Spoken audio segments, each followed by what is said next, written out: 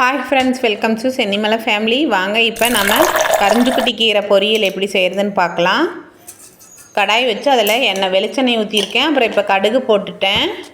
1 spoon கடுகு போட்டிருக்கேன். கொஞ்சமாக 1/2 ஸ்பூன் கடலப்பருப்பு போட்டிருக்கேன். கொஞ்சம் வெடிக்கட்டும். எங்கள் ஊர் சைடு கரிஞ்சுக்குட்டி கீரைன்னு சொல்லுவோம். ஒவ்வொரு ஏரியாவில் வந்து மணத்தக்காளி கீரைன்னு சொல்லுவாங்க. ரெண்டுமே ஒன்று தான். மணத்தக்காளி கீரைங்கிறது ஒவ்வொரு ஏரியாவில் சொல்லுவாங்க, பார்த்துக்கோங்க.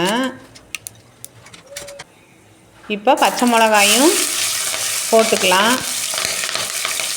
வெங்காயம் கட் பண்ணி வச்சுருக்கேன் குட்டி குட்டியாக, அதையும் போட்டுக்கலாம்.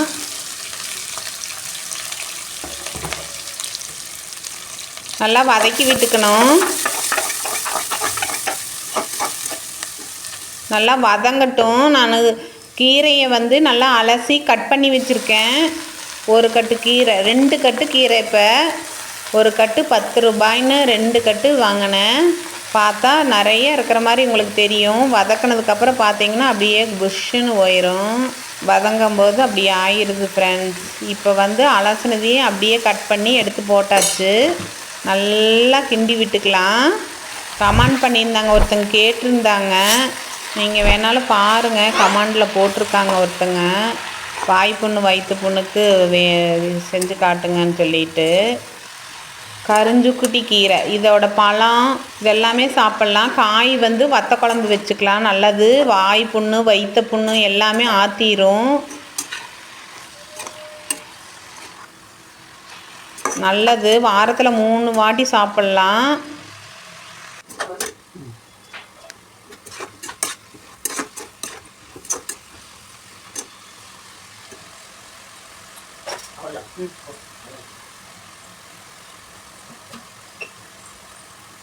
லேசாக உப்பு போட்டிருக்கேன். பாருங்கள் ஃப்ரெண்ட்ஸ், வேக வேக பாருங்கள் அப்படியே கொஞ்சமாக ஆயிடுச்சு. நல்லா வதக்கி விட்டுக்க. தண்ணியெல்லாம் ஊற்றவே தேவையில்லை ஃப்ரெண்ட்ஸ். ஒரு 5 மினிட்ஸு மூடி வச்சா போதும். லேசாக இப்போ தேங்காய் பூ போட்டுக்கலாம்.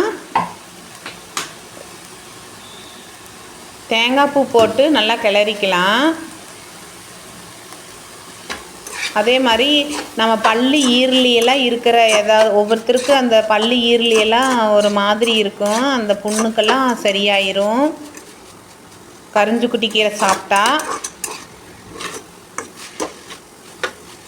நல்லது. வாய் புண்ணு வயிற்று புண்ணு எல்லாத்துக்குமே இது நல்லது, ரொம்ப ரொம்ப நல்லது.